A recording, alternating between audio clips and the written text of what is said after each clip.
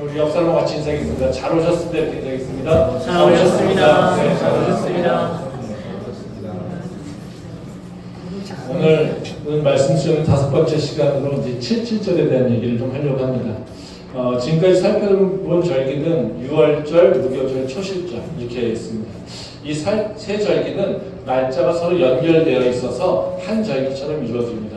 그래서 유월절에 하나님께서 명령하실 때 바로 무교절을 동시에 명령하셨고, 그리고 그 무교절 가운데 바로 초실절이 있다는 거죠. 바로 유월절은 다른 것이 아니라 예수님의 그 십자가를 통한 구원을 얘기합니다. 그리고 무교절은 바로 구원에 합당한 모습으로 이제 죄가 없는 자의 모습으로 살아가는 것을 얘기하고 있다는 거죠. 그래서 예수님께서 우리를 위해서 십자가를 죽으시고 우리를 구원하셨잖아요. 바로 그래서 우리는 바로 그 유월절의 역사를과 동일하게 바로 죄를 넘긴 그리고 하나님의 그 심판을 넘어가는 그런 일들을 경험하게 된다는 거죠. 그래서 우리가 그런 구원의 삶을 살고 있다는 겁니다. 이 구원의 삶이라고 하는 것은 다른 것이 아니라 우리 죄와 멀리 있다는 거죠. 그러니까 예수님께서 우리의 모든 죄를 사하셨기 때문에 우리는 더 이상 구원받은 자로서 똑같은 죄를 범하는 대로 살면 안 된다는 거죠. 그래서 유월절을 통해서 우리가 새 생명을 얻었으니까 이제 새로운 삶, 즉 죄가 없는 삶, 죄를 멀리하는 삶, 또 죄를 이기는 삶으로 바뀌어 나가야 된다는 겁니다. 바로 그것이 이제 무교절이라고 하는 걸 통해서 우리가 새로운 삶을 준비하고 또 그것을 훈련해 나가는 삶을 산다는 거죠. 이 과정 속에서 이제 하나님께서 우리가 보여주신 것이 뭐냐면, 너가 죄의 문제가 해결되면 너에게 어떤 일이 일어나냐면 바로 새로운 생명이 있게 되는 거야, 이렇게 얘기한다는 거죠. 그게 바로 초실절을 통해서 드러난다는 거죠. 바로 그 유월절 이후에, 바로 3일 이후에 바로 예수님께서 부활하셨는데, 바로 유월절의 그 3일 끝에 다시 하나님께서는 초실절을 명령하셨다는 겁니다. 그래서 우리에게 바로 예수님의 그 십자가가 있는 것은 그냥 그 십자가를 통해서 죄를 사함받는 것, 이걸로 끝나는 것이 아니라 우리에게 새로운 생명이 주어진다고 하는 것을 얘기하고 있습니다. 바로 그래서 우리가 초실절을 통하여서 바로 예수님의 부활을 다시 한번 깨닫게 된다는 거죠. 오늘 살펴보려고 하는 그 77절입니다.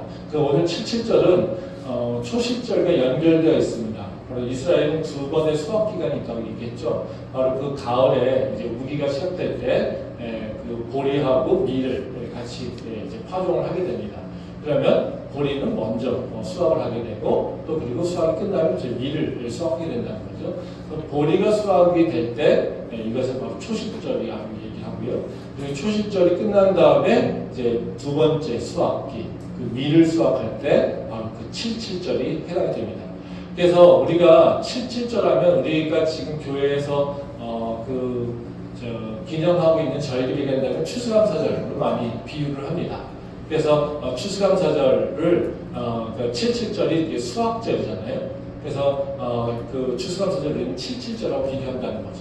그래서 우리 그 현대 그 교회에서 77절 또는 추수감사절을 언제 기념하냐면요, 바로 수확한 이후죠. 그래서 미국 같은 경우에 11월 첫 마지막 주 이따 추수감사주의잖아요. 그러니까 그들의 농사의 환경을 보게 되면 그때 되는 거고요. 그래서 그 한국 교회에서는 언제 지내는 교회들이 많냐면 추석 때 지내는 경우들도 꽤 있습니다. 그래서 추수감사절은 딱 어떤 부활절이나 이런 것처럼 날짜가 정해져 있는 것이 아니라 바로 그 교회마다 공동체마다 정한다는 거죠. 저희는 이제 11월 첫째 주에 중간고사 끝난 다음에 저희는 그 추수감사절을 지내기도 합니다. 그건 우리 교회 환경에 따라 마찬가지라는 거죠.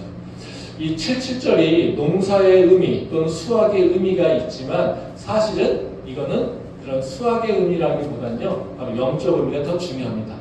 왜냐하면 우리가 봤듯이 절기의 구조를 보게 되면 유대인들이 7개 절기를 중요하게 얘기한다고 했잖아요. 그 앞쪽에 유월절, 무교절, 초실절, 그 다음에 77절, 이게 한 묶음으로 묶여 있고요. 뒤에 나팔절, 속죄절, 초막절이 한 묶음으로 되어 있습니다.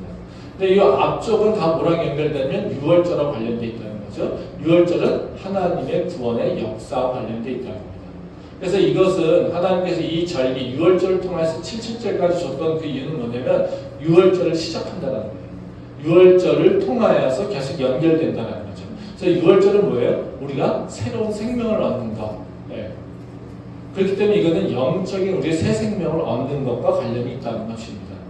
그러니까 우리는 7.7절을 단순하게 그냥 수확해서 겨농사에서 수확한다. 그래서 우리는 가을에 추수감사절을 지내는 걸 7.7절을 여기기에는 그 7.7절의 의미를 영적 의미를 다 없애고 그냥 수확하는 것, 육체의 의미만 갖고 생각하게 된다는 겁니다.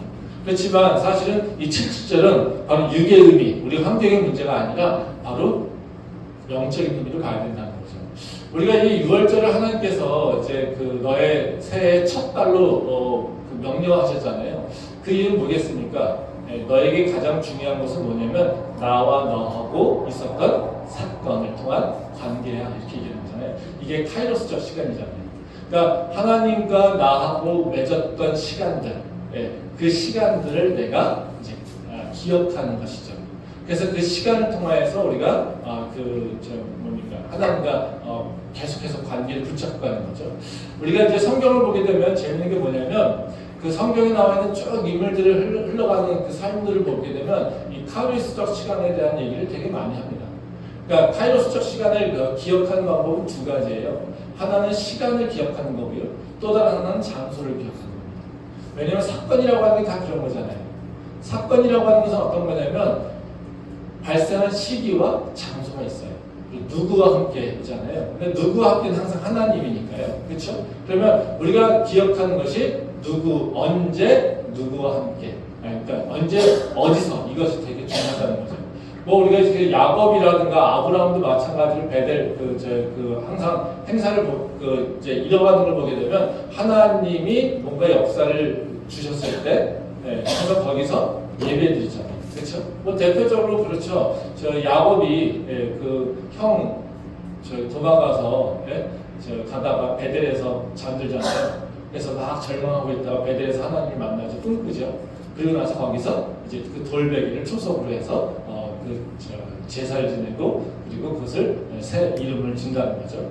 그리고 나서 이제 갔다 와가지고 다시 이제 그 라반의 집에서 계속 있다가 다시 돌아오잖아요. 그때도 언제요? 바로 이 베델적을 다시 기념을 합니다. 베델적에서 다시 예배드리고 베델에서 역사했던 것들을 다시 한번 기억하게 하나님께서 말씀하신다는 거죠. 그래서 장소를 기억하는 방법이 있어요. 그리고 또 다른 하나 아까 우리 지금처럼 시간을 기억하는 방법이 있다는 거죠.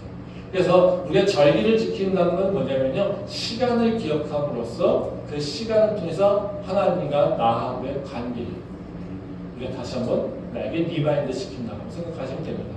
우리가 기념일 갖고 있는 이거 바로 그런 거잖아요. 그래서 그 기념일을 통해서 하나님을 기억하는 겁니다. 그래서 우리는 그 하나님과 나하고의 있었던 그 관계들, 새로운 그 맺었던 경험의 사건들을 기억하게 되면 우리가 카이로스적 시간의 개념으로 살아갈 수 있다는 것을 얘기하고 있습니다.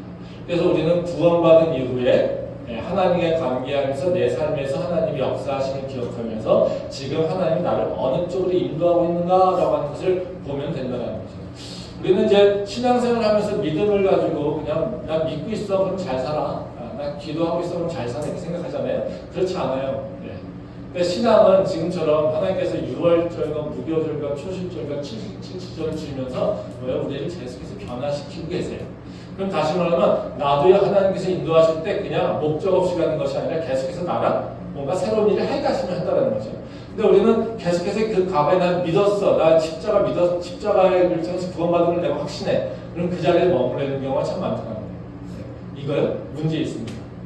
왜요? 하나님과 함께 동행하는 사람이 아니기 때문에. 왜요? 하나님은 앞으로 가고 있는데 난 어디에 있습니까? 지금 머물러서 나 그냥 믿고 있어. 나 예수님 십자가로 나 구원받았어. 확신해. 이걸로 머물러 있다는 거예요. 근데 하나님은 어떻게 해요? 저 앞에 가고 있다는 이러고 있다는 거예요. 그러니까 우리 삶에서 문제가 일어나는 이건 뭐냐면요. 하나님하고 동행이 안 되는 거잖아요. 그렇죠? 네. 그러니까 나는 계속해서 내 신앙은 내가 어디에 있냐면요. 여기 예수님의 십자가에 있어요. 지금 6월절에 머물러 있어요. 근데 예수님은 우리한테 뭐라고 하세요? 네? 무교절 지나가고 너가 초실절 다 경험했고 이제 너가 7.7절에 이제 너의 삶이 이제 변화되는 환경에서 나팔절과 속죄절과 바로 그 초막절들을 경험해서 네가 살아야 되는데 나는 괜찮아요. 나는 예수님 십자가 믿고 있어요. 끝이에요. 그러면 하나님과 동행이 안 된다. 우리 삶에 인도하신 거는 계속해서 하나님의 목적을 갖고 가시잖아요. 그럼 그 목적 속에서 나를 이끌어가는 것이 있단 말이죠. 근데 나의 삶의 환경의 변화는 어디에 있냐면 바로 하나님의 목적하는 것에 나를 이끌어가는 과정 속에서 변화가 일어나는 거예요. 근데 그 하나님께서 나를 어느 쪽으로 좀 이끌어가고 있지 또는 이것에 대해서 감이 없거나 그걸 알려고 하지 않으면 어떻게 해요? 그 삶에서는 항상 고통과 고난이나 사건, 사고가 일어나게 된다는 거예요. 왜? 그래야지 우리가 틀어지니까 삶이 제 원래 자리로 오게 되니까. 그래서 우리가 계속해서 내 삶이 형통하고 평탄하길 원한다면 그냥 다 믿어요라고 하는 걸로 끝나는 것이 아니라 뭘 해야 됩니까? 하나님은 나를 지금 어디로 인도하고 있지라고 하는 것에 대해서 주파수를 맞춰야 돼요. 관심을 가져야 된다는 거예요. 그래서 우리는 카이로스적 시간의 그 흐름을 좀 그 원리를 이해하는 거고요. 이 절기를 통하여서 바로 하나님이 인도하시는 것을 좀 생각하고 나에게 지금 어떤 상황에 무엇을 요구하고 있을까라고 하는 것, 이것을 다시 한번 생각할 필요가 있다는 것입니다. 그래서 우리가 이제 절기를 다시 한번 살펴보는 거라고 여러분들이 이해하시면 됩니다. 그래서 77절이라고 하는 것은 우리가 그냥 수확해서 감사해 추수감사절이야 이렇게 생각하면 절대 안 되고요. 바로 나에게 구원을 이루시고 또 나의 영적인 열매를 맺기를 원하시는 바로 그 하나님의 기대와 또 하나님의 약속이 있다라고 하는 것을 염두에 두고 우리가 생각해 봐야 됩니다.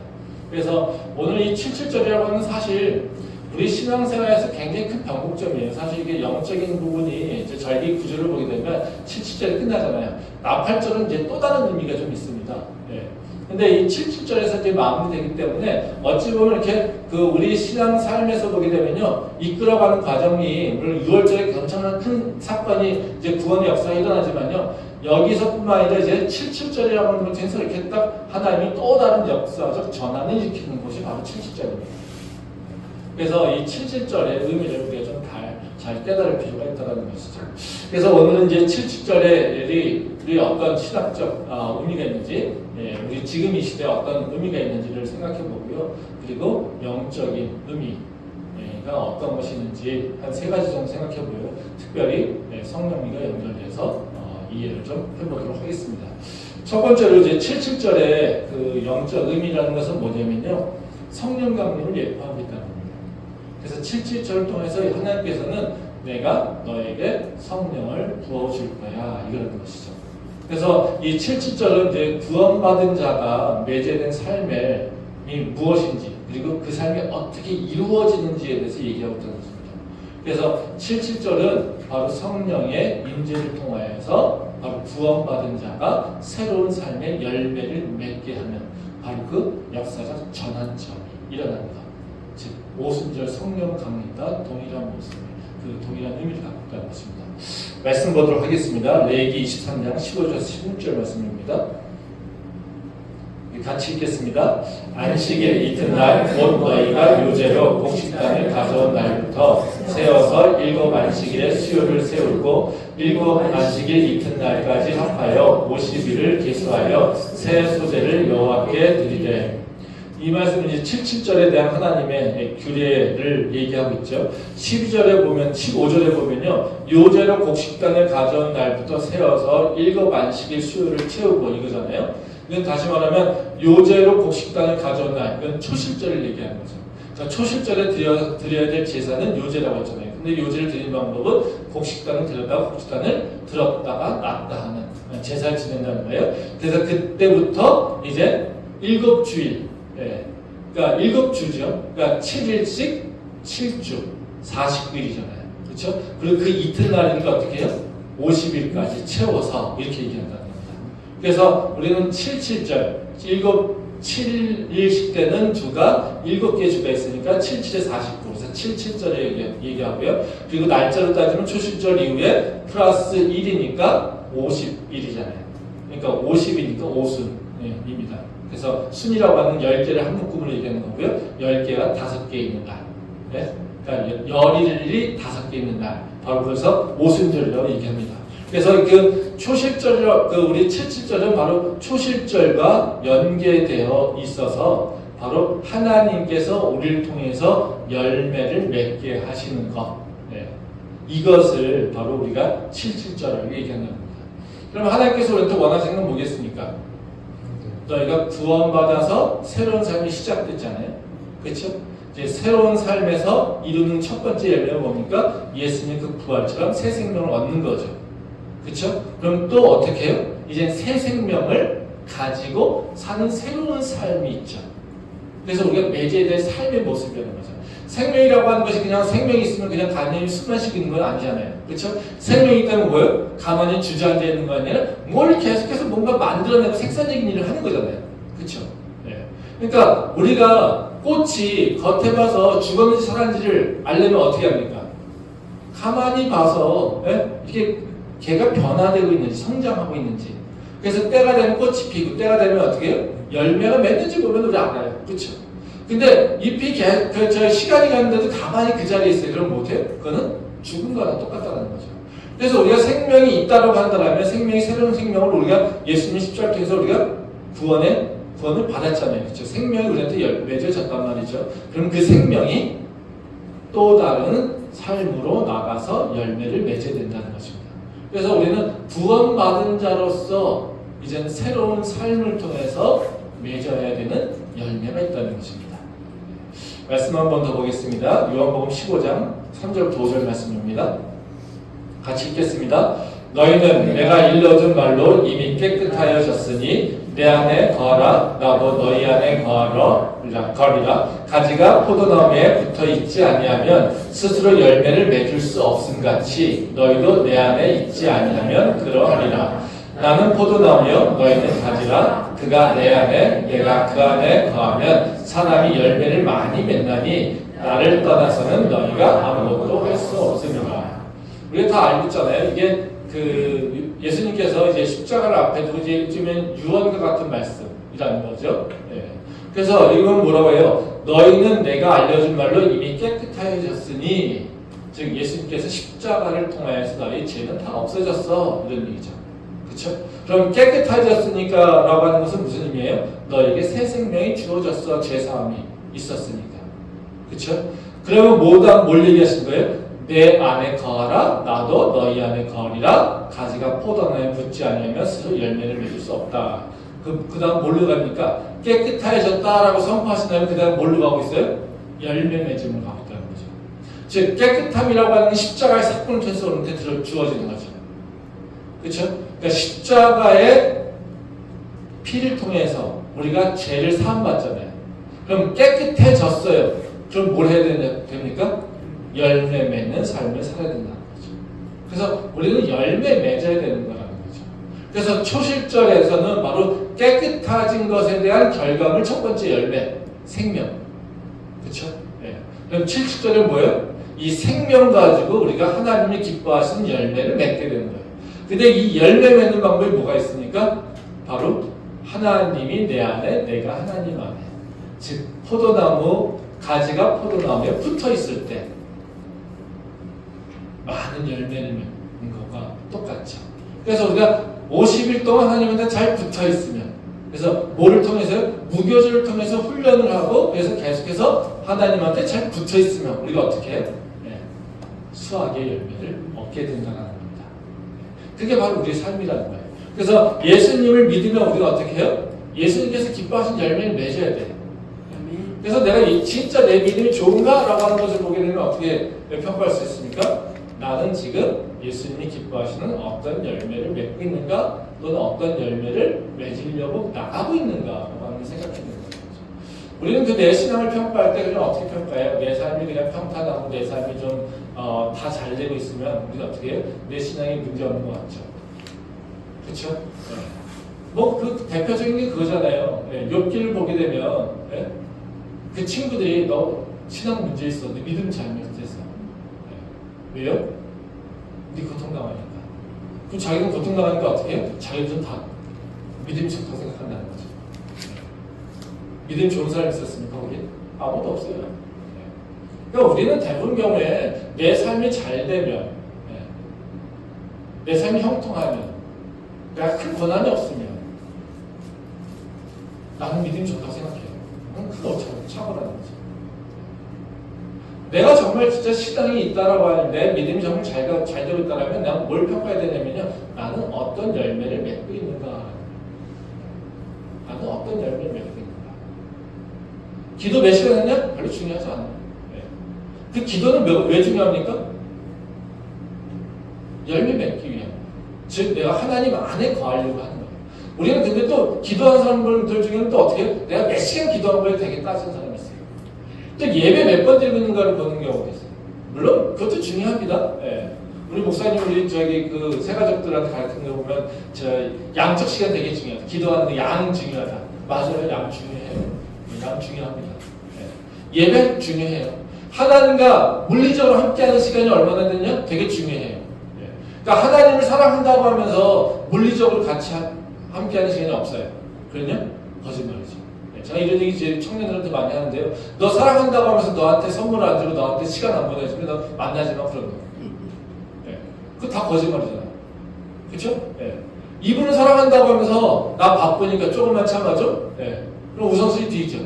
그쵸? 네. 나 사랑한다 하면서 다 저기 뭐야 자기 있는 돈은요 다른 사람한테만 써요. 그쵸? 사랑하는 거 아니잖아요. 네. 근데 우리는 그 짓을 어떻게 해요? 하나님한테 한다고 그래요. 하나님 나 사랑해요. 그러면서 예배 안 드려요. 하나님 나는 당신 정말 살아있음을 믿어요. 근데 예배 안 드려요. 하나님 나는 정말 하나님이 정말 내 삶의 주관자예요. 그래서 기도 안 해요. 그럼 하나님 사랑하는 걸까요? 아니죠.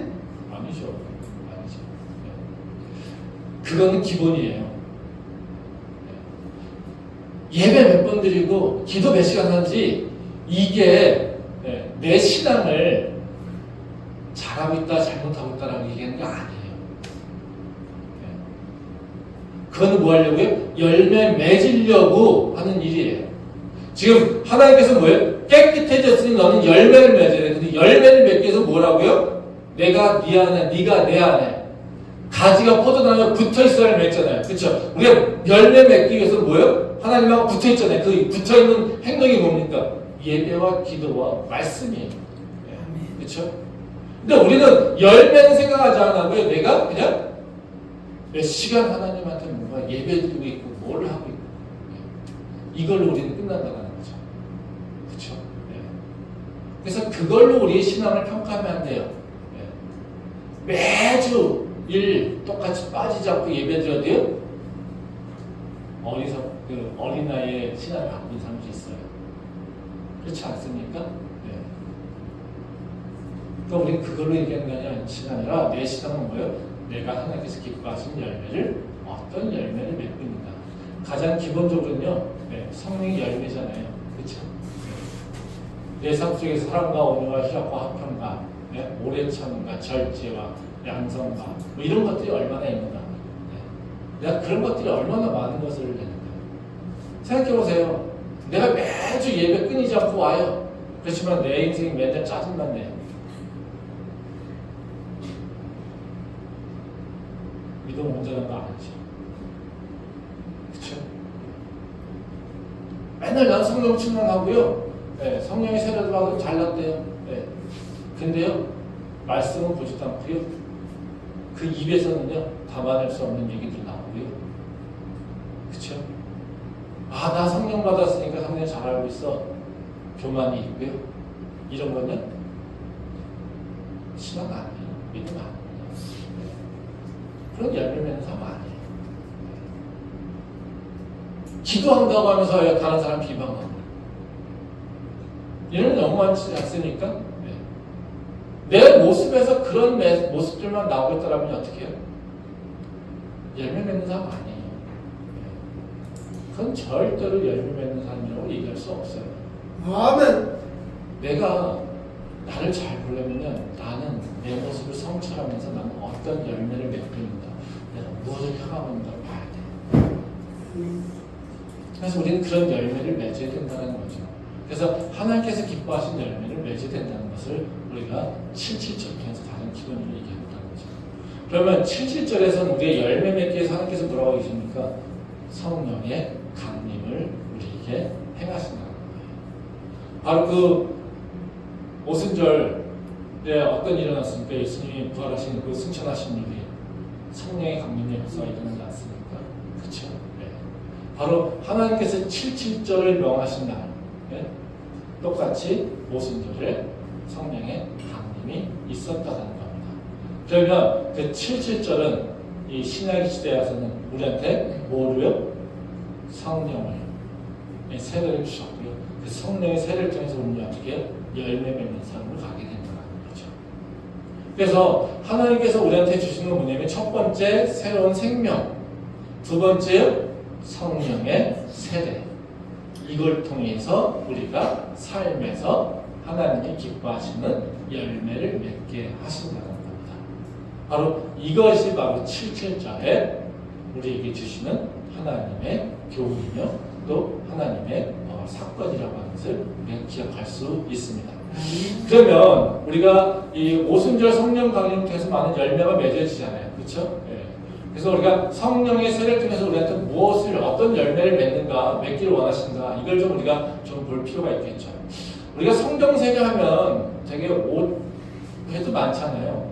우리 성령 세례하면 막 이렇게 초월적인 뭔가 역사하심, 병 고침의 역사, 뭐 초자연적인 역사, 뭐 이런 거 얘기하잖아요. 그렇죠? 그런 것도 틀리진 않습니다. 네, 그런 것도 틀리진 않습니다. 근데 그것만 얘기하진 않아요. 네, 그거는 단순하게 어떻게 해요? 인간들에게 하나님의 살아계심을 드러내기 위한 거죠. 그것만 강구하고 찾고 있으면요, 되게 미련한 신앙입니다. 그리고 성경적인 신앙이 아니에요. 맨날 기도하면서 성령의 역사, 내가 만났던 성령님을 똑같이 만나서 역사하고, 내 마음속에 맨날 뜨겁고, 내 손이 맨날 뭐 뜨거워지고, 내가 뭐 엎고 놨더니 기도했더니 뭐 병이 났고, 뭐 내 음성이 들리고, 맨날 이것만 따지고 있잖아요? 그런요? 성경적인 성령의 생각을 갖고 있는, 이해를 갖고 있는 게 아니에요. 그래서 우리가 성령이라고 하는 것을 바로 하나님의 능력이잖아요. 그쵸? 하나님의 영이 우리한테 임하니까 당연히 뭐가 나타나겠어요? 초자연적인 역사가 일어나죠. 그쵸? 근데 초자연적인 역사가 일어나지 않으면 하나님께서 일하시는 게 아닌가요? 아니잖아요. 그쵸? 네. 근데 그거를 하나님께서 임하시면 맨날 초자연적인 역사가 일어나는 것만 가지고 얘기하고 있다면 성경에서 얘기하는 성령하고는 상관이 없다는 거예요. 그쵸? 네. 그래서 우리는 자꾸 현상적으로 성령을, 현상적으로 뭔가 얘기를 하고 있는데요. 네. 성령을 이해할 때는 현상적으로 이해하는 것이 아니고요. 절대로 현상이 아니라 하나님 말씀의 근거에서 이해를 해야지 된다는 거예요. 그래서 그 말씀의 근거를 통해서 우리가 성령이 왜 그런 일을 하셨는가라고 하는 것을 우리가 이해하고 하나님을 바라봐야 된다는 거예요. 그래서 우리가 자꾸 현상에 초점에 맞추면 이단에 빠지고요, 미신에 빠지고요, 그리고 교회 안에 있지만요, 말씀이 아니라 자꾸 기복적인 신앙으로만 빠져들어갈 수 있어요. 근데 성령의 권능을 받기 때문에요, 나가진 않아요. 근데요, 열매가 맺어지는 성장이 일어나진 않아요. 그래서 우리는 성령이 우리에게 임재하셨을 때 우리가 어떤 일들이 행하신지를 좀 알 필요가 있다는 거죠. 그래서 오늘 그 77절을 통하여서 바로 하나님께서 행하신 일들을 보면서 성령께서 우리가 어떤 일을 행하시는가, 바로 이 문제를 좀 보도록 하겠습니다. 첫 번째로 성령께서 우리에게 임하시면 어떤 일을 행하시냐면요, 우리가 말씀을 깨닫고 말씀을 지키게 하십니다. 그래서 성령께서 우리에게 오시는 건 뭐냐면요, 말씀의 임재와 똑같습니다. 그래서 성령이 임하시는 것은 뭐랑 동일하다고요? 내게 말씀이 들어오는 것과 똑같아요. 하나님의 말씀. 그러니까 성령이 없이는요, 우리가 하나님의 말씀을 깨닫지도 못하고요, 하나님의 말씀을 이해도 못할 뿐만 아니라 성령의 하나님의 말씀을 우리에게 이루지도 못해요. 근데 성령이 내게 임하셔서 하는 일은 뭐냐면요, 하나님의 말씀이 내 가슴 속에 들어오는 거고요. 그러니까 우리가 많은 얘기로 얘기한다면 말씀이 렘마가 됐다. 즉 말씀이 내게 와서 내 마음속에서 역사해서 내가 새로운 삶으로 이제 그 말씀을 향해 나간다. 이런 얘기를 렘마라고 얘기하잖아요. 예. 뭐 렘마 이런 거 기억할 필요 없습니다. 뭐 이렇게 목사님들이 이제 뭔가 이렇게 독특한 기억을 하기 위해서 그런 얘기를 많이 하시는데, 가장 쉽게는 성령이 내게 임하시면 뭐가요? 말씀이 내게 들어온다. 이렇게 생각하시면 됩니다. 말씀 보도록 하겠습니다. 출애굽기 19장 1절 말씀입니다. 같이 읽겠습니다. 이스라엘 자손이 애굽 땅을 떠난 지 3개월이 되던 날 그들이 시내 광야에 이르니라. 이 출애굽기 19장은 이스라엘 백성들이 애굽을 떠나서 시내산에 도착한 날짜를 지금 얘기를 하고 있어요. 근데 여기 보면 3개월이 되던 날에 시내 광야에 도착했다라고 얘기합니다.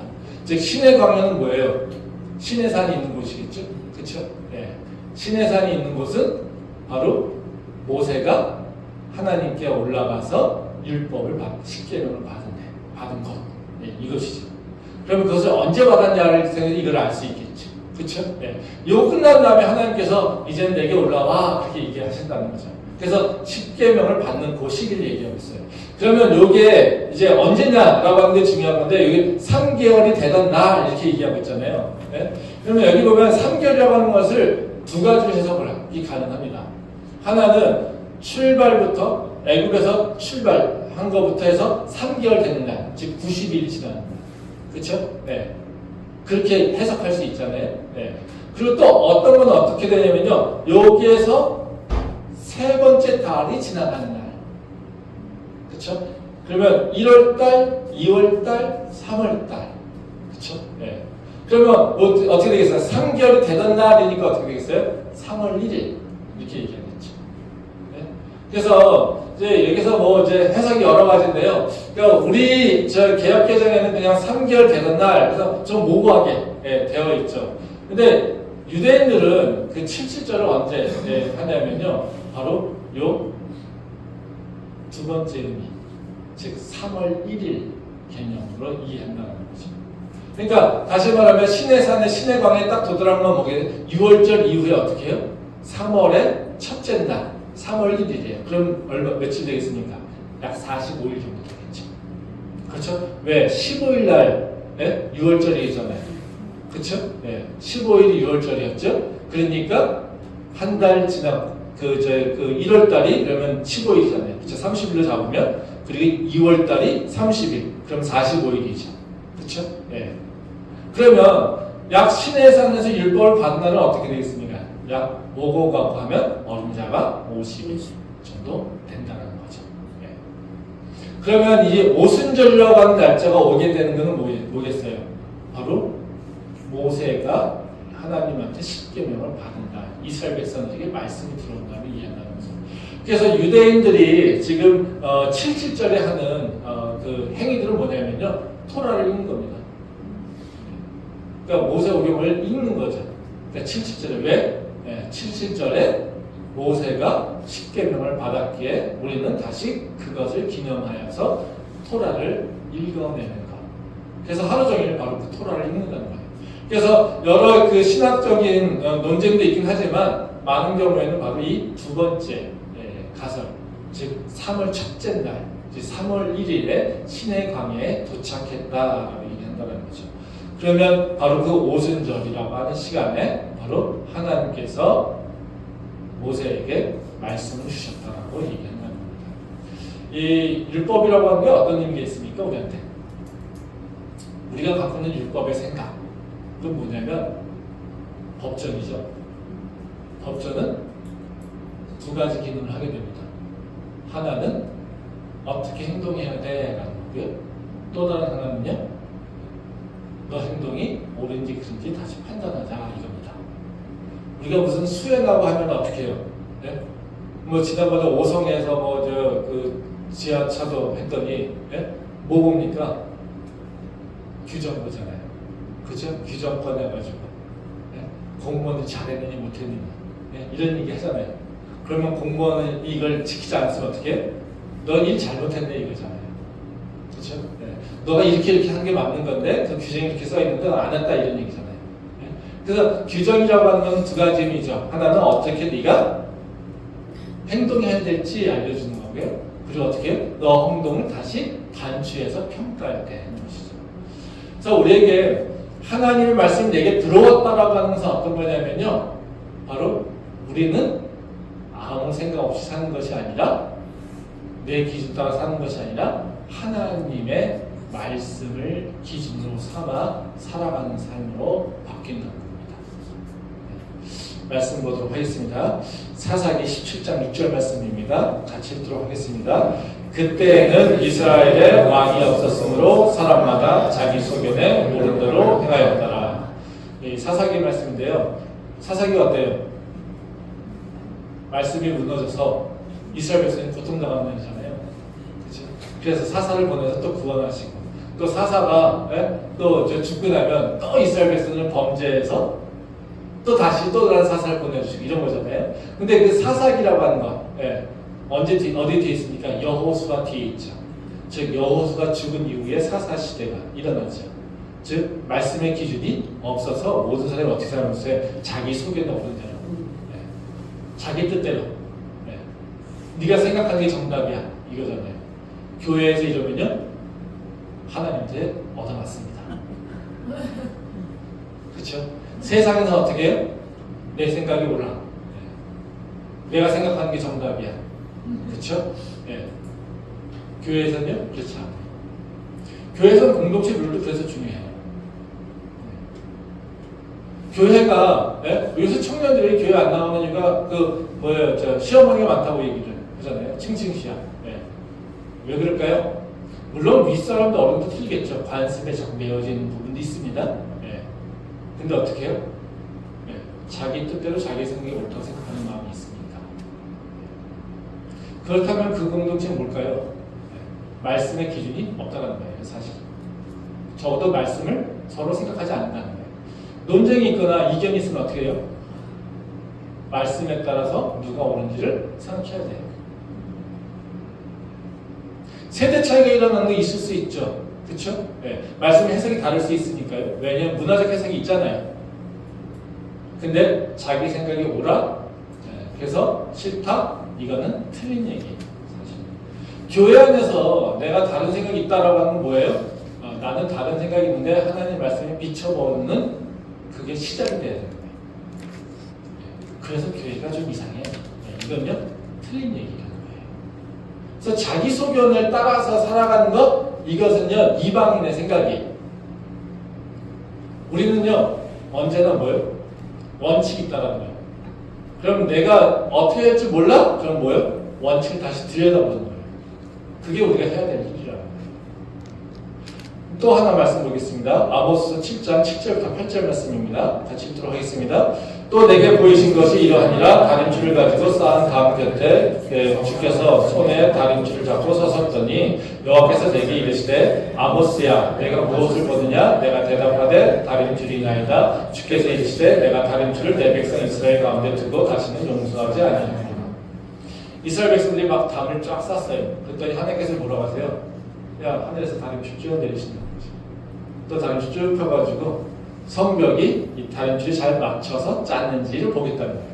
그리고 잘못 짰으면 내가 너희를 혼내겠다 이런 거죠. 뭐예요? 평가의 기준입니다. 즉 하나님께서 뭐 하고 있어요 지금? 이스라엘 백성들이 자기 소견에 따라서 뭔가 계속 만들어가고 있어요. 하나님은 어떻게 해요? 다림줄을 넣어서 내가 다시 평가하겠다라고 하는 것을 얘기하고 있다는 거죠.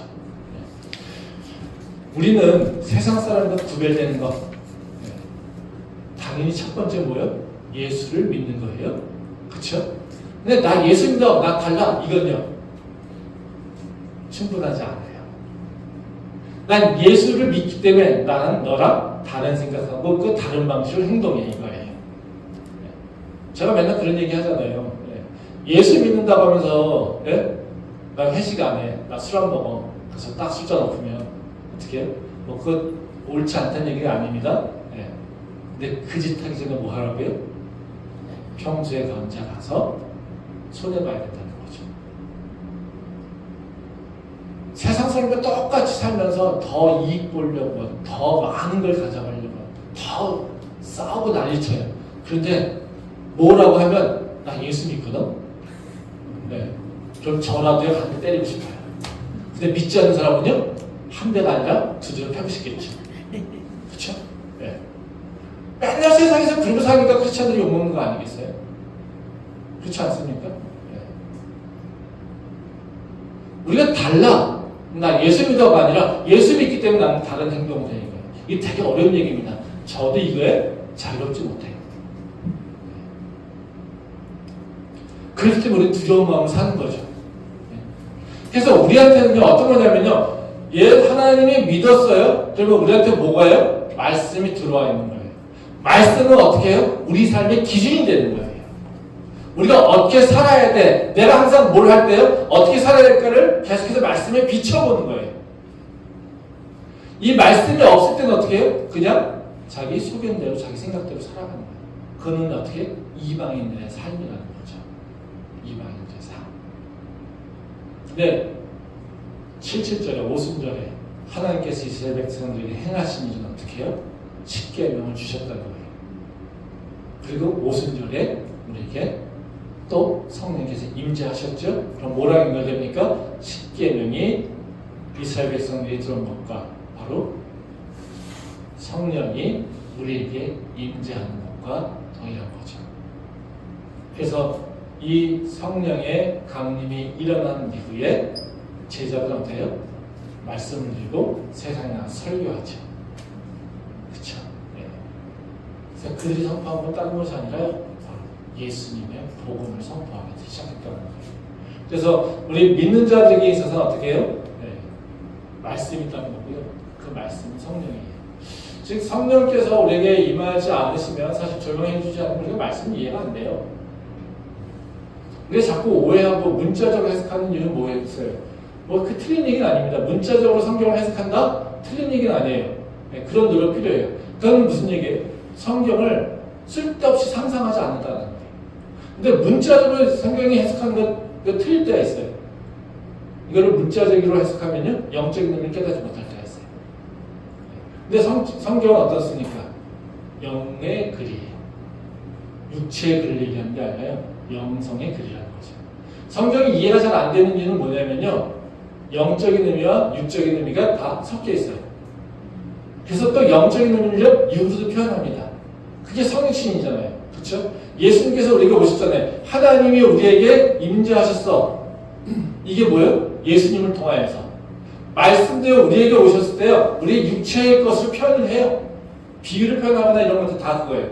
근데 이것을 어떻게 비유로만 설명하면요, 성경이 이해가 안 돼요. 근데 이것이 성령께서 우리에게 조명해 주실 때 어떻게 해요? 영의 의미를 우리가 볼 수 있게 해준다는 거예요. 그래서 성령이 임하게 되면 우리가 말씀을 깨달을 수 있게 된다는 거예요. 뭐 저는 이거 매일 정말 경험합니다. 제가 매번 얘기하잖아요. 제가 그냥 묵상하는 것과 설교를 위해서 준비하는 묵상은 달라요, 지금. 그럼 다른 것이 아니라 제가 묵상하는 건데 제 육체나 제 생각, 제 지식으로만 해요. 네. 근데 설교를 하기 위해서는요, 끊임없이 기도하고 그리고 주님 앞에 간구하고 주께서 주신 뜻이 무엇일까를 깨달으려고 해요. 또 주께서 저한테 얘기하시는 건 뭐겠어요? 저한테 그냥 지식 몇 개 알려주려고 하는 게 이 자리에 서는 건 아니잖아요. 근데 저를 통해서 하나님께서 말씀하고는 영적인 메시지를, 그러니까 스피리추얼 메시지를 주기를 원하시는 거잖아요. 근데 저한테 뭘 보여주셨어요? 영적인 메시지를 깨닫게 하시겠죠. 그러니까 제가 성령 안에서 제가 말씀을 볼 때 그 의미가 달라지게 해석이 된다는 거죠. 그러니까 말씀이 내 안에서 해석이 되려면 내가 지식으로 해석하는 게 아니라 어떻게 해요? 성령께서 알려주셔야 되는 거예요. 그래서 내 말씀 가운데 성령이 말씀을 이루게끔 하신다. 그게 하나님께서, 성령께서 행하시는 일이에요. 그래서 성령을 받으면 우리가 어떤 일이 일어나겠습니까? 다른 것이 아니라 말씀 보는 게 달라져요. 깨우침이 달라집니다. 그래서 그 말씀의 성령의 지혜로서 말씀을 깨닫게 된다라는 얘기를 하는데요. 바로 그것이 바로 성령께서 역사하신다라는 거예요. 그래서 우리가 성경을 좀 더 잘 알고 싶다, 깊이 알고 싶다, 성경을 통해서 하나님께 교제하고 싶다, 그럼 뭘 사모하면 됩니까? 성령님 사모하면 돼요. 성령님 내가 이 말씀을 몰라요. 네, 이해시켜 주세요. 라고 하면 돼요. 저는 설교 중에서 매번 하는 얘기를 합니다. 하나님 이 말씀이 뭐예요? 그것이 난 이해가 안 돼. 내 지식은 이해가 안 돼. 제가 이걸 설명할 수가 없어요.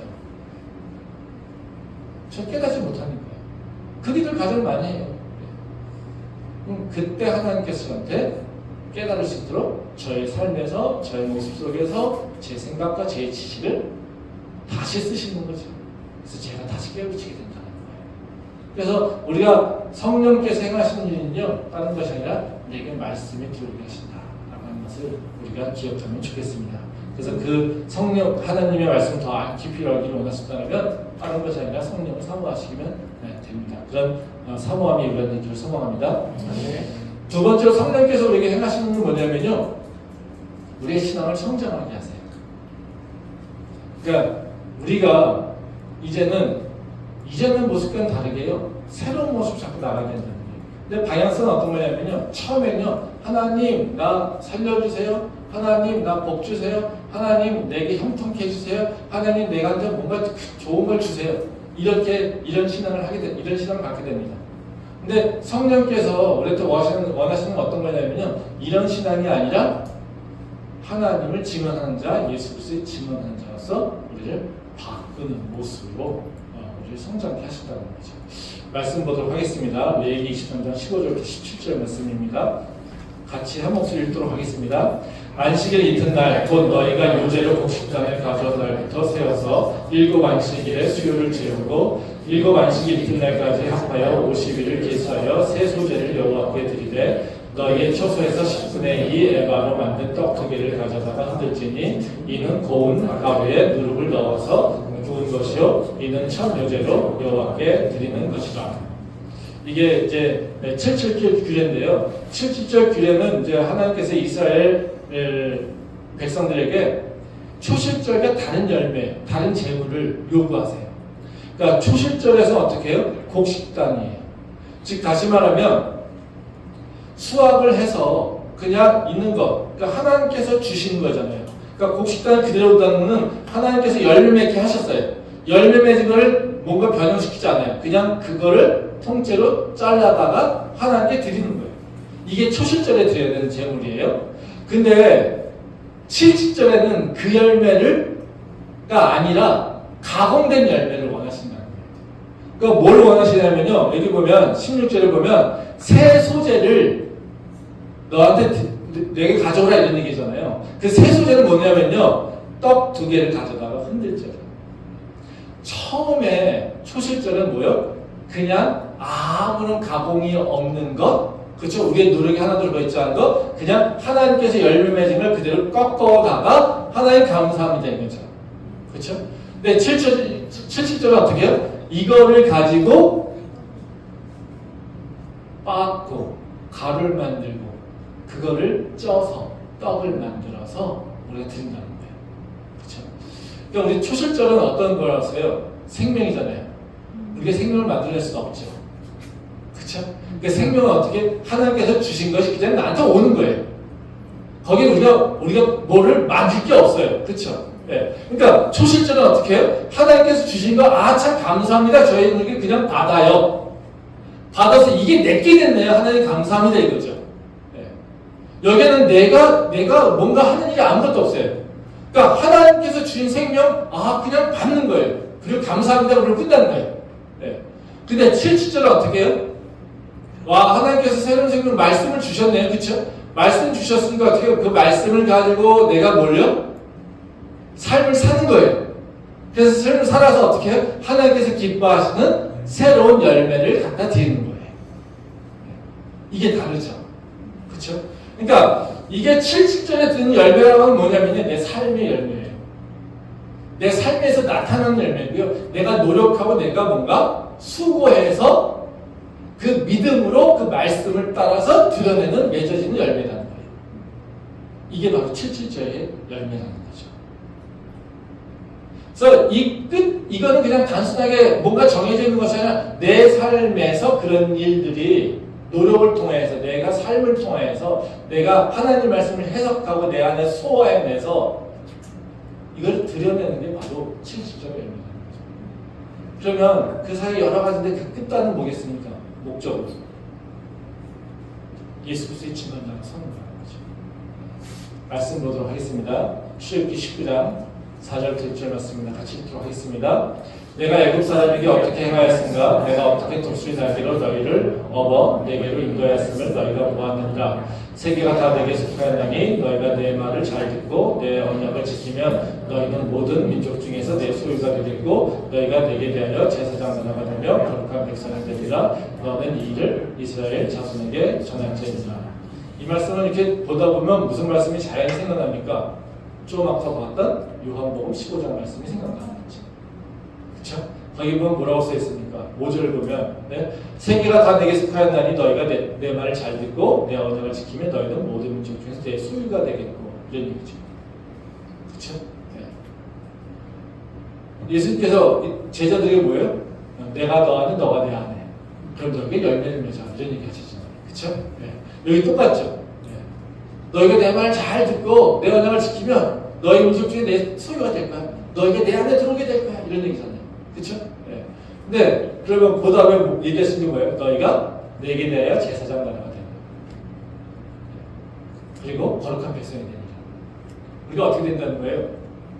하나는 거룩한 백성이고 하나는 제사장이거든요. 제사장은 뭐예요? 증언하는 자를 얘기하는 거죠. 그렇죠? 네. 그래서 예수님께서 너희가 많은 열매를 맺을 거야. 그럼 너희가 무슨 열매예요? 하나님 예수 그리스도 복음을 선포하고 증언하는 자가 될 거야. 너희는 제사장이 될 거고 너희는 거룩한 백성이 될 거야. 이렇게 얘기하는 거죠. 말씀 한번 더 보겠습니다. 누가복음 24장 46절부터 49절 말씀입니다. 네, 같이 읽겠습니다. 또 이르시되 이같이 그리스도가 고난을 받고 제3일에 죽은 자 가운데서 살아날 것과 또 그의 이름으로 제사함을 받게 하는 회개가 예루살렘에서 시작하여 모든 족속이 전파될 것이 기록되었으니 너희는 이 모든 일의 증인이라. 볼지어다 내가 내 아버지께서 약속하신 것을 너희에게 보내리니 너희는 위로부터 능력으로 입혀질 때까지 이 성에 머물러 하시니라. 예수님께서 제자들에게 원하시는 그 마지막 볼이 뭡니까? 이 모든 일의 증인이라 이렇게 얘기하는 거죠. 그렇죠? 네. 그러니까 너희가 증인되게 할 때까지 너희를 어떻게 해요? 너희는 내가 성령을 부어줄 때까지 너희는 기다려 이렇게 얘기하는 거죠. 우리가 이제 맺어야 될 열매 또는 성장인 신앙의 그 여정을 보게 되면요, 결국에는 뭘로 서야 됩니까? 증언자로 서야 됩니다. 예수 그리스도의 복음의 증언자가 돼야 되는 거예요. 그게 우리가 해야 될 일이에요. 그러니까 우리가 신앙생활을 할 때 처음에는 어떻게 됩니까? 뭐 예수 복음 전해요, 그렇죠? 뭐 예수님의 그 증언, 뭐 하나님 나라의 뭐 이런 얘기 안 하잖아요, 그렇죠? 네. 처음에 우리 어렸을 때의 그 어린 자들의 그 신앙은 뭡니까? 나 잘 되는 거예요. 나 잘 사는 거예요, 그렇죠? 신앙이 어디에 초점이 맞춰 있습니까? 나에게 초점이 맞춰 있는 신앙입니다. 근데 우리가 이 신앙은 하나님께서 절대로 기뻐하는 신앙은 아니죠. 이걸 그대로 놔두지 않으시겠죠. 그렇죠? 네. 그러니까 하나님께서 우리한테 원하시는 신앙은 뭡니까? 내가 증언자까지 서는 거예요. 그러면 하나님은 어떻게 해요? 나를 나만 위한 신앙, 내 것만을 바라보는 신앙에서 어떻게 해요? 증언자로 변화시키는 일들을 나에게 하실 거라는 거죠. 그렇죠? 그러면 내가 이 상태에서 내게만 사랑 주세요, 내 것만, 내게 좋은 걸 주세요, 이러던 신앙이 어떻게 증언자로 쓸 수 있겠습니까? 가만히 있으면 안 되겠죠. 하나님께서 어떻게 해요? 나에게 성령을 부어서 어떻게 해요? 증언자로 바꾸시는 거예요. 제자들에게 이 일이 일어나신 거죠. 오순절 성령 강림이 일어나니까 제자들이 마가의 다락방에 주저앉아 있는 것이 아니라 어떻게 해요? 세상 밖으로 뛰쳐나와서 예수 그리스도의 복음을 전하는 일이 일어났고요. 그 베드로의 설교를 통해서 수천 명이 돌아오는 그런 일들이 일어난 거잖아요. 그렇죠? 근데 성령의 역사는요, 나에게 어떤 일이 일어나겠습니까? 복음을 전하고 복음 전하는 것에 대한 두려움이 없고 그리고 복음을 전하려는 마음의 열정이 일어나는 거예요. 그게 바로 우리가 해야 되는 일이에요. 교회를 오래 다니는데도요, 예수 그리스도 복음을 전하려는 마음이 없다? 또는 예수 그리스도의 복음을 전하려고 하는 그거에 관심이 없다? 이건 뭘까요? 하나님을 제대로 알지 못하는 거고 실질적에 일어나는 열매를 아직 경험하지 못한 거죠. 즉 뭐만 갖고 사는 겁니까? 초실적 열매만 가지고 사는 거예요. 한번 생각해 보세요. 초실적 열매만 가지고 산다면 어떻게 되겠습니까? 재미없죠. 풍성하지 않아요. 초실적의 열매는요, 그냥 보릿고개를 지나가는 것밖에 없어요. 열매가 작아요. 초실적의 열매는요, 보리는요, 이스라엘에서는 메인이 아니에요. 메인은 어디 있습니까? 미리에요. 풍성함은 언제 오냐면 7절에 와요. 그러니까 생명이 주어져서 우리한테 씨가 오잖아요. 그 생명은요 이렇게 부여잡고 사는 거예요. 나 살아있어, 나 생명 있어 이러고 사는 거예요. 그렇죠? 네. 실질적으로 뭐냐면요 풍성해서요 나 부자야, 나 여유 있어, 나 넉넉해, 나 할 수 있는 게 많아 이러고 사는 삶이에요. 신앙생활도 마찬가지죠. 맨날 하나님 얼굴 다 인상 다 쓰그러져가지고 교회 다닌다고 하는데 다 맨날 인상 쭉 쓰고 있으면서 맨날 하나님 나 맨날 힘들어요. 나 좀 구해주세요. 나 좀 도와주세요. 나 맨날 나 힘들어요. 나 맨날 세상에서 너무 힘들어요. 세상에서 할 일 너무 많아요. 내 인생이 이렇게 고달퍼요. 이러고 살아요. 그쵸? 네. 뭐만? 초식절만 갖고 있어요. 그게 아니라 하나님 내가 힘들어요. 근데도요 나는요 그래도요 내 삶 속에서 어떤 상황이 있어도요 내가 해야 될 일은 예수 그리스도 전하는 거죠. 내가 하는 일은 하나님의 영광을 나타내는 거죠. 나 힘들어요. 그래도 하나님 나는요 하나님 백성으로 살 거예요. 지금 내가 아무 가진 거 없어요. 그렇지만요 나는 하나님의 능력이 있어요. 내가 지금요 아무것도 가진 거 아무것도 할 수 있는 게 없지만 나는 하나님께서 나를 향한 계획이 있어요. 그렇죠. 그렇기 때문에 난 지금 소망을 갖고 있어요. 그렇죠? 아멘. 다르죠. 그러니까 성령의 역사를 통해서 하나님이 우리를 통해서 원하시는 것이 무엇인지를 알고 있는 사람과 전혀 깨닫지 못하고 있는 사람은 그 삶이 다르다는 거예요. 믿음이 있어도요 그 삶이 완전히 다르다는 거예요. 누군가는 그 예수 그리스도의 그 십자가의 희생을 통해서 생명을 갖고 있지만 그지 않은 그 생명인데도 불구하고 맨날 나 힘들어요, 나 죽겠어요, 나 아무것도 할 수 없어요, 하나님 왜 나한테 이렇게 가혹하게 하십니까? 왜 나는 이렇게 실패만 하십니까? 맨날 원망하며 사는 자. 그래서 맨날 뭔가 주세요 막 하는 자.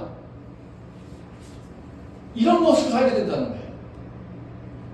그게 바로 예수님이 그 오순절 성령의 강림을 경험하기 이전의 제자들의 모습 아닙니까? 근데 하나님께서 우리한테 그것을 원하지 않으세요. 하나님께서 우리를 이끌어 가시는 건요 바로 그 초실절에 머물러 있는 것이 아니라 우리를 자꾸요 실질적으로 끌어내신다는 거예요. 우리에게 어떻게 해요? 풍성한 열매를 맺게끔 우리의 삶이요 풍성하게끔 이끌어 가시는 거예요. 근데 그 우리 삶을 풍성하게 이끌어가는 그 과정 가운데는 성령의 열매가 있는데 그 안에서 성령의 열매가 일어나는 이를 통해서는요 내 신앙이 이제는 나 중심에서 이제 하나님 중심으로 내가 잘 되는 것에서 예수 그리스도의 복음 전하는 거예요. 바뀌어가게 된다는 거예요. 저는 제가 캠퍼스 연립에 목회하기 전에 즉 성령을 받기 전에 제가 했었던 저의 경험은 그거였어요. 무슨 학교에서 복음을 전해요. 기독교에서 나왔습니다. 그렇지만 그래 하나님 복 받기 위해서는 하나님 예배드리고 하나님 말씀 듣고 그 말씀 따라 사는 거 맞지. 학생들한테 복음 전하는 거 저 안 했어요. 아이고 학교에서 무슨 복음을 전해.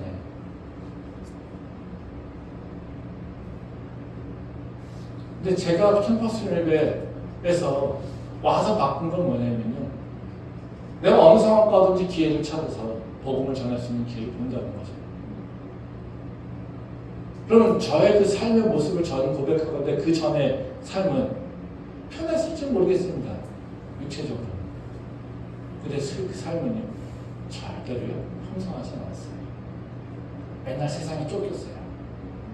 뭐 해야 돼, 뭐 해야 돼. 이것도 해야 돼, 저것도 해야 돼. 이러고 쫓겨다녔어요. 맨날 그 삶에서. 근데 하나님을 만나고 나니까요, 더 바빠지고요, 더 시간도 촉박해지지만요, 그 가운데서도 저에게는요, 내가 뭘 해야 될지, 내가 누려야 될 여유가 뭔지, 내 삶이 어떤 것인지 고민하게 되는 거고요. 바쁘고 그렇지만 그 안에서 또 다른 여유를 제가 누릴 수 있었던 거죠. 그러니까 이렇게 왔죠. 우리는요 절대로 주여 주세요 주세요 나만 이렇게 힘들지 마세요 이런 신앙 갖는 사람 아니에요. 하나님께서 그걸 원하지 않으세요. 우리를 통해서 하나님께서는요 우리의 모습이 풍성하길 원하시고요. 우리의 모습이 풍성한 걸 통해서요, 하나님이 영광이 드러나기를 원하신다는 거죠. 그게 바로 그 일의 변화가 어떻게 해요? 성령이 우리에게 임할 때 일어난다는 겁니다. 그 역사하심이 우리 안에 있으면 좋겠습니다. 작년에 우리 청년들 보면서요, 참 그게 답답해요. 그 젊을 때 하나님을 만난 엄청 큰 축복이거든요. 그 젊을 때 하나님을 만나서 하나님이 새롭게 나의 인생을 논하셨다는 건요, 엄청난 축복입니다. 근데 그 상황 가운데, 그런 축복 가운데 맨날 하나님을 보지 못하고, 또 저희 교회는 이 말씀과 성령 되게 강조하잖아요. 근데 그런데도 맨날 아무런 생각 없이 그저 복 주신다는 거, 이건 무슨 그 모습 속에서 맨날 아직도 힘들어만 하고 있는 그런 삶으로 나가는 것들, 이게 얼마나 미련합니까? 얼마나 미련합니까? 전 그거 보면서 참 안타까워요. 근데 이게 사람 입으로 안 되더라고요. 성령께서 역사하셔야지. 그래서 하나님께서 우리에게 새로운 성령의 그 기름 부심이 있으면 좋겠어요. 그럼 마지막으로 세 번째로 하나님께서 우리한테 원하시는 건, 성령께서 우리에게 원하시는 그 행하시는 일은 뭐냐면요, 세상을 이기는 권능을 주신다는 겁니다. 즉 우리를요 이렇게 딱 바꾸려는 것이 아니라 세상 가운데 딱 들어가도요, 너는 그 세상을 다 이길 수 있어. 네, 이런 권능을 우리한테 주신다는 거예요. 말씀 보도록 하겠습니다. 레위기 23장 17절 말씀입니다. 같이 읽도록 하겠습니다. 너희의 처소에서 10분의 2 에바로 만든 떡 2개를 가져다가 흔들지니 이는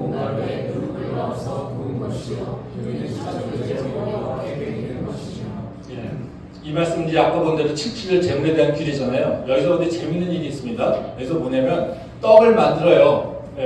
그러면 그 떡은 어떤 떡이었을까요? 어떤 떡이어야 됩니까? 지금까지 스토리를 보게 되면 무교병이에요. 그러니까 6월절, 그쵸? 무교절, 초실절, 그 다음에 어떻게 해요? 칠칠절. 근데 그 초실절하고 칠칠절이 연결되어 있다고 했잖아요. 그 초실절은 어디 있습니까? 무교절 한가운데. 무교절은 어떻게 해요? 무교병을 먹는 그 주간, 일주일 동안. 그쵸? 그러면 초실절이 칠칠절에 연결되어 있잖아요. 그러면요, 칠칠절은 무슨 떡을 먹어야 되겠습니까? 무교병을. 근데 재밌는 건 뭐냐면요, 77절에는 하나님께서 드리라고 한 제물은 무교병이에요, 유교병이에요. 여기 보면 뭐라고 해요? 누룩을 넣어서 구운 떡. 이게 되게 놀라운 일이죠. 초실절에는 하나님께서 우리한테 원하시는 거는요, 바로 무교병이에요. 근데 70절에서 하나님께서 우리한테 원하시는 거는요, 유교병이에요. 완전히 달라진다는 거죠. 그쵸? 원래 이 누룩이라고 하는 건 어떤 의미입니까? 죄죠. 세상의 관습이죠. 세상의 문화고요. 세상이 통치하는 바로 그 논리들이에요. 그래서 하나님께서는 어떻게 이스라엘 백성들에게 이제는 너희가 맨 처음에 살았던 것은 그 애굽의 그 세상 문화, 애굽의 그 통치, 애굽의 그 모든 제도들, 이거에 따라서 삶의 방식에 따라 너희가 살고 있어. 근데 너희는 그렇게 사는 것이 아니라 내 말씀대로. 그쵸? 그래서 그 모든 이전의 관습들, 습관들, 너의 행동 방식들, 행동 양식들, 너의 가치관들, 이런 것들 다 버리려고 하십니다. 그쵸? 그래서 그걸 어떻게 해요? 깨끗게 하신다는 거예요. 근데 하나님께서 우리한테 70절을 얘기하실 때는 뭐냐면요, 너희가 이제 누룩을 가져도 돼. 누룩 속에 있어도 돼. 누룩을 사용할 줄 알아야 돼. 이렇게 바뀐다는 거예요. 세상을 이제는 통치할 수 있습니다. 누룩의 빵을 빚고 있는데 그 누룩에 지배당하지 않는가. 그렇죠? 세상 속에 있지만요. 세상의 그 문화와 세상의 관습과 세상의 가치관과 세상의 여러 제도들을 속에서 살고 있지만 그것에 지배당하는 것이 아니라 오히려 그것을 활용하여서 하나님께서 기뻐하시는 빵을 만들어내는 것. 이게 바로 하나님의 역사십니다. 아멘. 어떻게 해요? 성령의 강림을 받을 때, 성령의 세례를 받았을 때. 그렇죠? 이걸 뭘로 표현하고 있어요? 하나님께서는 권능이, 예수님께서 권능을 표현한다는 거죠. 말씀 보겠습니다. 네, 사도행전 1장 8절 말씀입니다. 같이 읽도록 하겠습니다. 오직 성령이 너희에게 임하시면 너희가 권능을 받고 예루살렘과 온 유대와 사마리아와 땅끝까지 이르러 내 증인이 되리라 하시느니라. 여기 보면 예수님께서 뭐라고 하세요? 성령이 너희에게 임하시면 너희가 권능을 받고, 그렇죠? 예루살렘과 온 유대와 사마리아 땅끝까지 가서 복음을 전하게 된다. 이게 전화. 성령이 뭐랑 연결됩니까? 권능. 그렇죠? 우리 권능하면 뭐라고 생각합니까? 이기는 거, 힘 있는 거, 파워 이런 거만 생각하잖아요. 그렇죠? 그럼 그 권능이 뭐냐는 거죠. 누룩을 다룰 수 있는 힘이에요. 세상을 다룰 수 있는 힘. 창세기 하나님께서 우리한테 뭐라고 하십니까? 이 땅에서 생육하고 번성하라, 이 땅을 다스려라. 그러니까 복음이라고 하는 건, 우리한테 구원이라고 하는 것은 어떤 거냐면요, 하나님의 창조 원리가 우리한테 회복되는 거잖아요. 그렇죠? 바로 우리가 놓쳐버렸던 그 권리들, 그 권세들을 우리가 회복하는 거잖아요. 그러니까 하나님께서 우리한테 우리를 창조할 때 우리한테 주셨던 건 뭐냐면요, 이 땅에서 생육하고 번성하고 이 땅을 다스릴 수 있는 능력을 우리한테 주셨어요. 근데 우리가 이걸 놓쳐버렸어요. 왜요? 죄 때문에. 그렇죠? 예수님께서 우리가 오셔서 어떻게 해요? 그 우리를 막아버린, 우리의 그 능력을 막아버린 그 어떻게 죄를 다 사해 주셨어요. 그리고 우리한테 어떻게 해요? 너희는 이제 다시 회복과에서 생명이 있는 걸 끝나는 것이 아니라 이제는 하나님께서 이 땅을 창조하실 때 우리에게 명하셨던, 우리에게 주셨던 그 약속들을 우리가 어떻게 해요? 이루는 거잖아요. 그러면 우리가 어떤 걸 회복해야 되는 겁니까? 바로 이 땅에서 생육하고 번성하고 이 땅을 다스리는 능력이 우리한테 회복돼야 되는 거예요. 그것은 다시 말하면 그냥 물리적으로 우리가 그들보다 힘이 센 것을 얘기하는 것이 아니라요, 그 땅 속에 있지만 그 땅에 절대로 지배당하는 존재가 아니라 그 땅을 다스려서 그 땅이 변화되게 만드는 거라는 거죠. 우리는 그걸 기대하고요, 그걸 구해야 돼요. 우리가 성령을 찾으면서 맨날 병 고칠 것만 기대하고 있잖아요. 성령을 구하면서 바로 그냥 내가 뭔가 신비한 체험할 것만 기대하고 있잖아요. 내가 맨날 그냥 아프지 않을 것만, 내 인생에서 뭔가 새로운 복만 이루어질 것만 기대하고 있잖아요. 그 성령은 그런 차원이 아니라는 거예요. 성령은요, 내가 세상 가운데 있지만요, 그 세상을 이길 수 있게 한다는 거예요. 절대로 내 세상 가운데 있지만요, 그 세상이 나를 절대로 먹어치지 못한다는 거예요. 그 보호하심과 그 능력, 그 권능을 나에게 주신다는 거예요. 이게 성령이 내게 임하시면 일어나는 일이라는 거예요. 우리는 그 몇몇의 그 성령의 역사하심을 체험하고요, 그 성령님을요 너무 좋게 생각하고 있어요. 그리고 그것만 기대하고 있어요.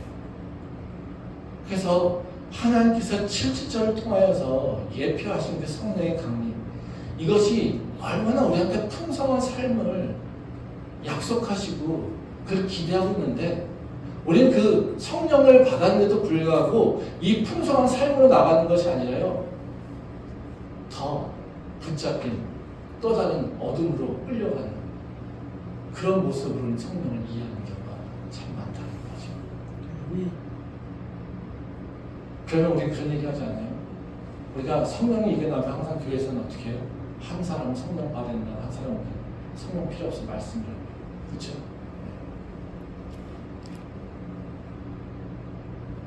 말씀과 성령은 같이 갑니다. 같이 가야만 해요. 성령 강조하는 교회에 말씀 없죠. 말씀 강조하는 교회에 성령 없죠. 어느 교회가 좋은 교회입니까? 같이 가야죠. 둘 다 문제 있는 교회입니다. 둘 다 문제 있는 교회. 근데요, 성령과 말씀 같이 가기 너무 힘들어요. 전 굉장히 이성적인 사람이에요.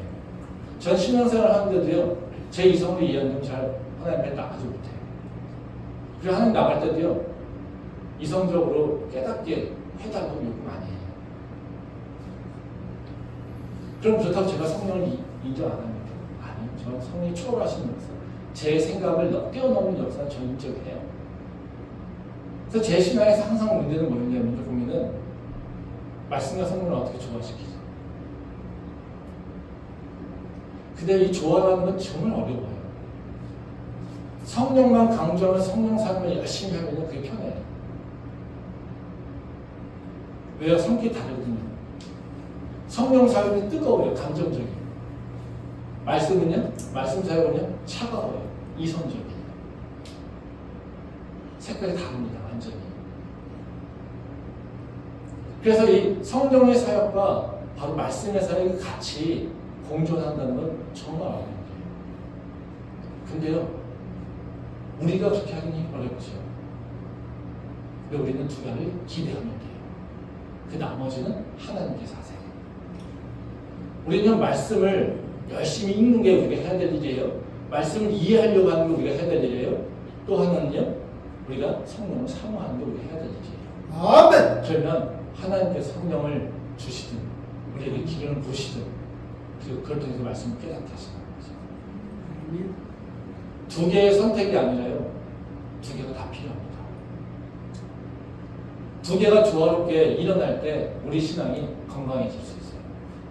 그리고 성장할 수 있고 파워가 나올 수 있어요. 근데 많은 경우에 우리가 경험하는 바로 그 성령과 말씀의 사이 속에서는 둘 중에 하나의 선택자들밖에 보지 못한다는 거죠.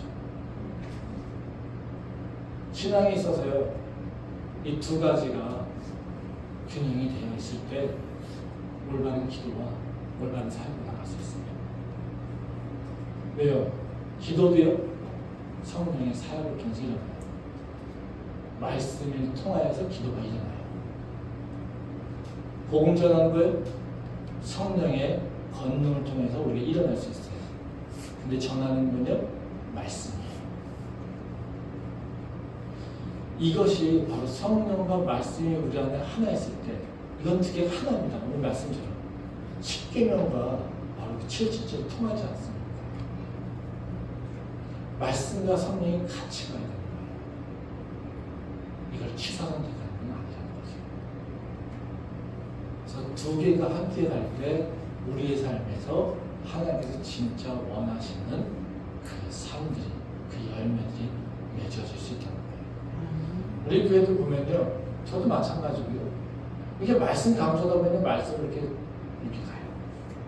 또 수련회 이렇게 하면서요, 수련회 가운데 이렇게 하다 보면요, 수련회 또 막 그냥 성령으로 막 이렇게 하면요, 또 성령적으로 이렇게 흘러가요. 제가 이번 수련회, 처음에 제가 기대했던 수련회는 어떤 거였냐면요, 말씀이었어요. 근데 운영위원회하고 하면서, 우리 교회 성령의 그 세례가 필요해요. 그래서 제가 그때 고민했어요. 하나님 도대체 뭘 어떻게 하라고요? 그 고민 가운데, 기도하는 가운데 저한테 하나님께서 이 절기를, 주제를 주신 거예요. 그래서 그 절기 가운데 제가 보니까 같이 있어서 되게 무슨 얘기지만, 절기, 예수님, 성령 충만으로 이어지는 것이 바로 절기라고 하는 것을 제가 공부하면서 깨닫고, 이 수련의 주제가 그렇게 바뀐 거예요. 제가 정한 게 아닙니다.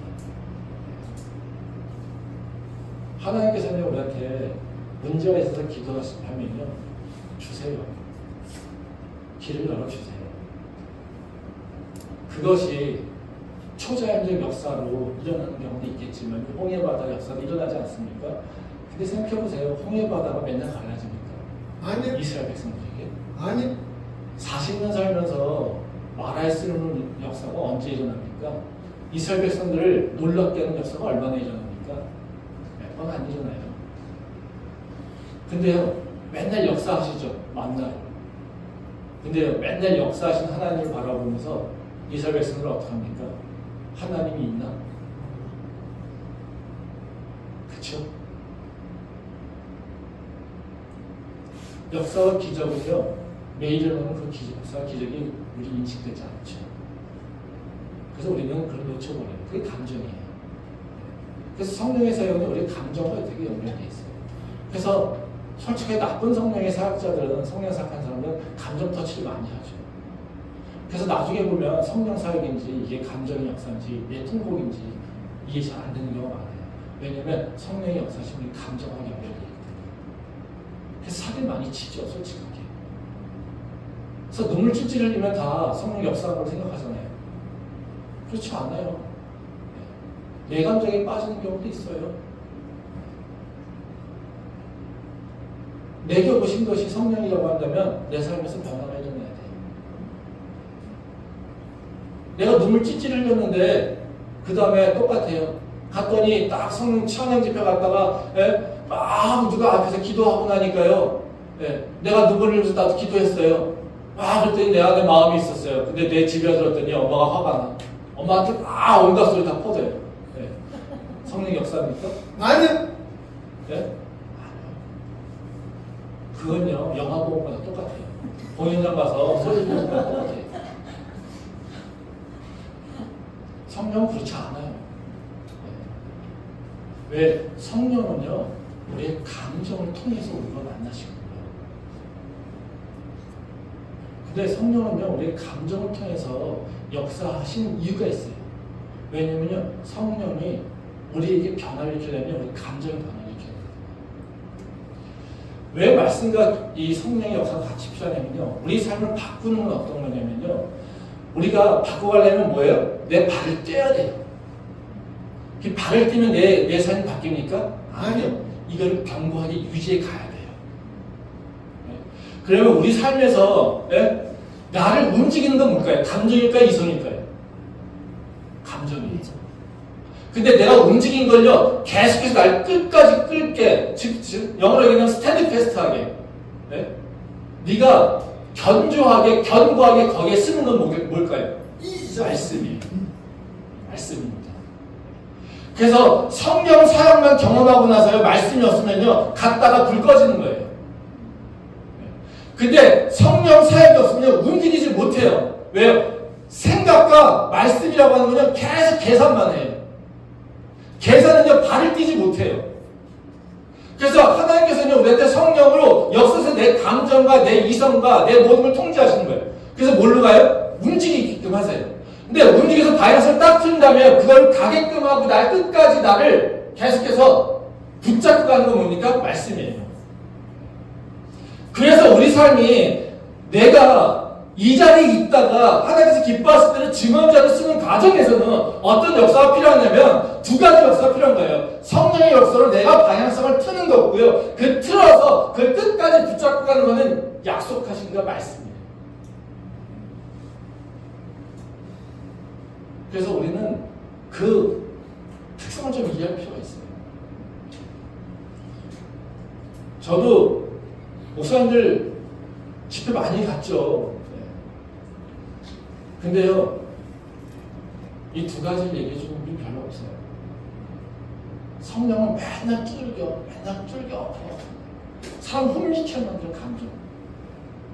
제가 우리 교회에서 왜 통성기도 막 억지로 안 시키는데, 제가 왜 막 안수기도 안 하는데요.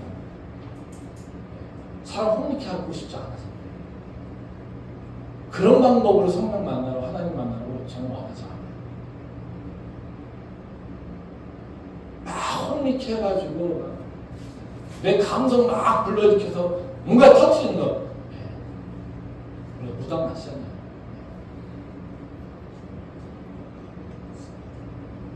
제가 왜 말씀 주시냐면요, 우리 삶을 끌고 가는 말씀이에요. 근데 우리 이성으로 끌고 갈 수가 없어요.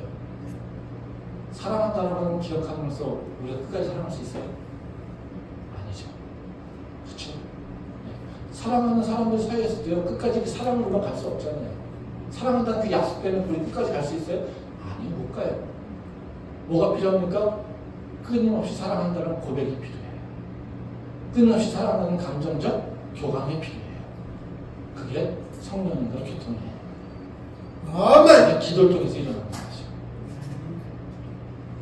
그것이 우리 안에 꾸준히 있어야지 그 사랑이 더 깊어지는 거예요. 그래서 하나님에게 내가 나를 집중시키고요. 내가 하나님과 감정적 교감이 일어나고요. 하나님의 말씀을 기억하고요. 그 말씀과 내 손을 다시 붙잡고 그 삶 속에서 나가고요.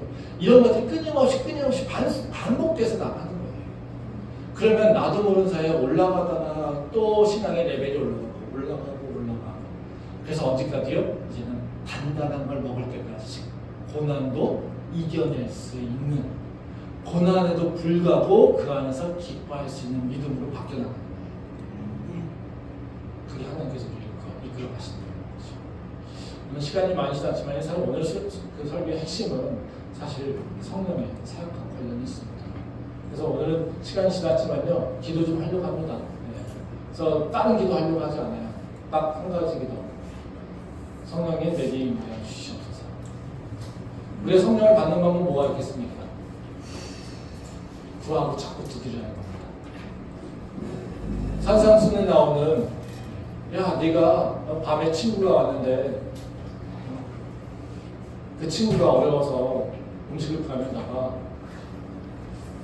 그에게 뭔가 주지 않겠니? 자녀가 아버지에게 떡을 구하고 자녀가 아기에게 아버지에게 고기를 구하면 좋은 거 주지 않겠니? 그 좋은 게 뭡니까? 성령이에요. 성령입니다. 그래서 우리는 다른 것이 아니라 구하고 자꾸 두드리면 성령이 임하십니다. 그래서 오늘 한 30, 40분 정도 이제 기도할 텐데요. 예, 좀 지났지만 30, 40분 정도 기도할 텐데요.